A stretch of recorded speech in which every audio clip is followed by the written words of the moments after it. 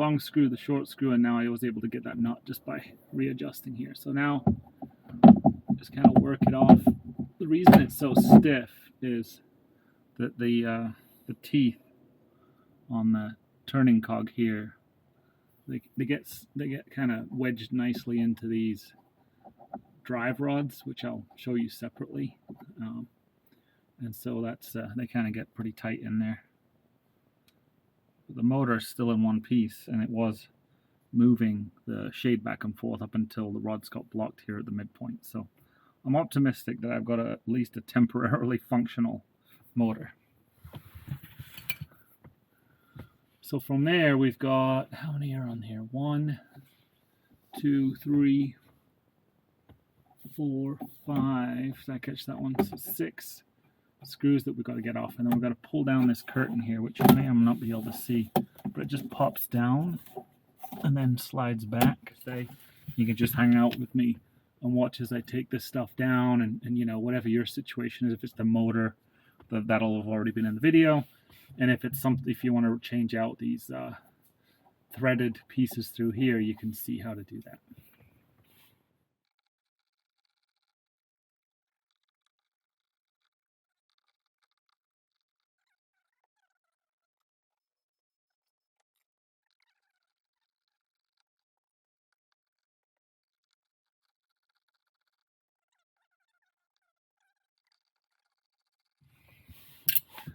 Alright, so now you can see this is somewhat floating. However, it is in the very corner here. I think these are 6mm, little 6mm knots right in these corners, just behind the outside of the curve of this brass thing, and that is what is the last two pieces holding this in. And then again under here, which is this point and this point with the white grommet, is another unit that is for the sunshade.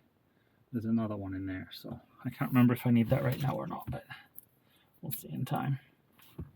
Making me look bad on the internet. Yeah, it's a 7.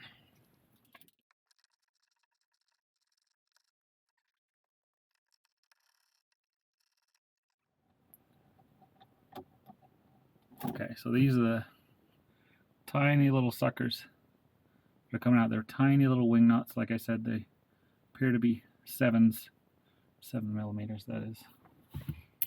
So that's those two. So let's see. So that's hanging now there, and that one's stiffer, which is confusing me. All right, so I don't think we're going to need to remove these because these are just holding the brackets in. So let's see if we can get this to drop. Just move your electrical wire for your motor out of the way, and then we'll see if we got to be careful because they're delicate, but you'll see they go in there maybe an inch or so. Make sure you're clearing anything it's fouling on, and then okay, so we're free. So crazy, right? I mean, the first time I did this, I spent a ton of time on this, and I think it's just because I couldn't figure out, there's so many screws and whatnot under here, I couldn't figure out what was what and which way was up, and I didn't even know how much of this was in the way. So that's it. So now what we've got, as you can see through here, I think, is that on camera? Yeah, just barely.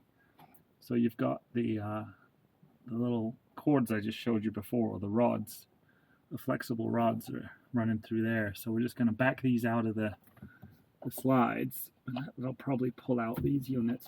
Oh no, that's why. So we do have to pull out this bracket and this bracket in order, because this is essentially the stop for both the midpoint rod and the overall shade advancing clips. So that we need for that, but not to get these out. If you're just replacing these, you wouldn't have to do that. So I'm just going to slide these out. Oh, can't get them out anyway because I do need to get in there. No biggie. See that? I've done this before and I still sound like an idiot. Okay.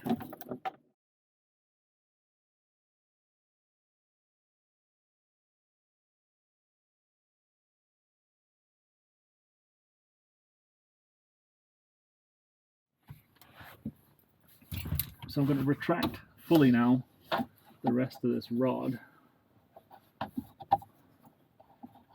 Come on. So that was in there with the teeth facing into the vehicle. And I don't know if that's right or not. See, it's flush on the back side, and it's got just a little lip there. We'll back off this side.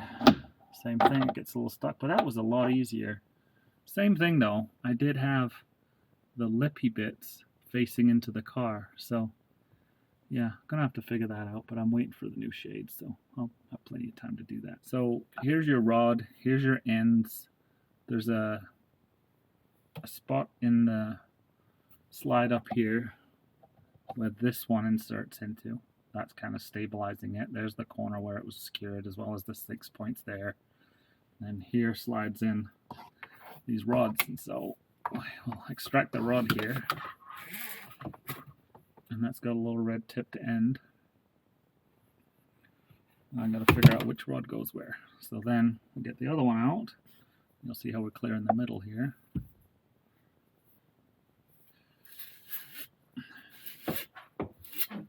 And that's it. So now we've just got the brass frame here, which just sits up in here, as we saw. So, you know, it's fiddly, but it's definitely doable. And the only thing that you might struggle with, that I know I did, is you might notice up here, I don't know if you can see it.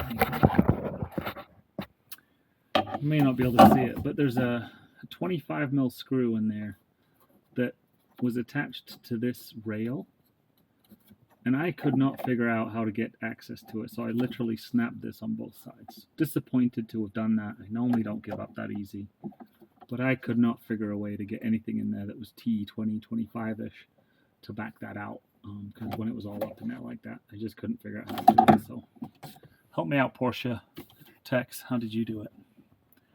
So this should be true of the 996 and the 997. My understanding is it's all the same componentry.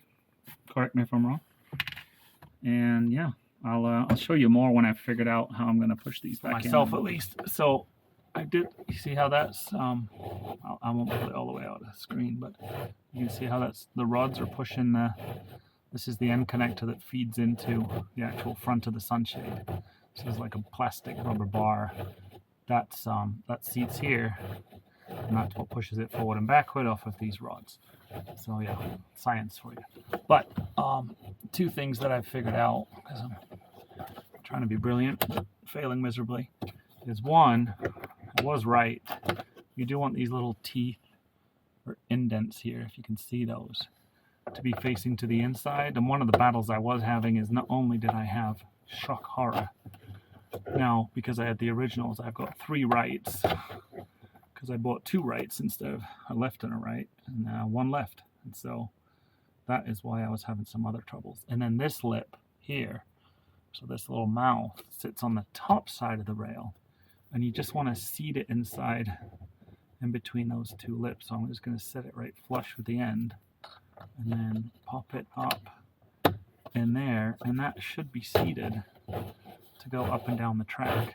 So, you know, once I feed this end back through the brass, this is in there. And the only other thing you must remember is to reinstall, at this stage, these pieces here, because this is for the mid, let's see, is it on this one? I'm not sure.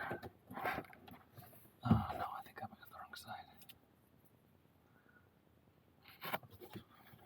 Before you shut this off, you want to get this in there. Here, this is how it goes. And that one is for your metal rod that stops at the midpoint. So the detent I was talking about earlier that's at the midpoint, this will stop there, this will not. This will blow right by it, which was an issue I was having previously.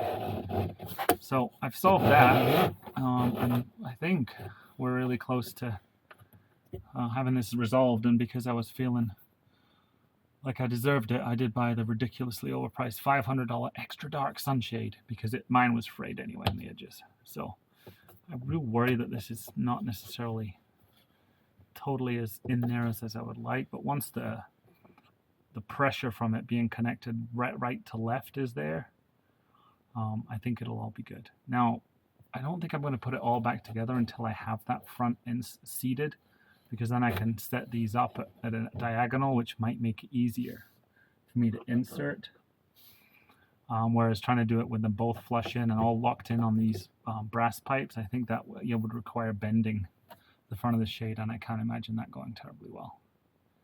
Anyway, I'm sure I've sufficiently bored many of you on this topic, but I do feel like I've given you good looks at all these pieces. And this is kind of the close-up of what I was trying to show you earlier. So these are the two posts. There's two of those on each corner. This one's for the bracket for the shade. This one's for the very corner of the brass rodding or the brass piping. And then there's all the other connectors. Here's what that rectangular insert looks like for the vanity shield or the beauty cover.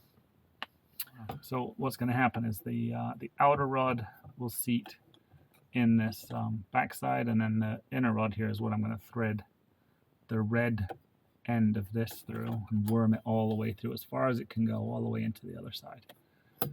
And then that will sit up in there. So hopefully that gives you a better look and leaves you less searching for all the moving parts of this sucker.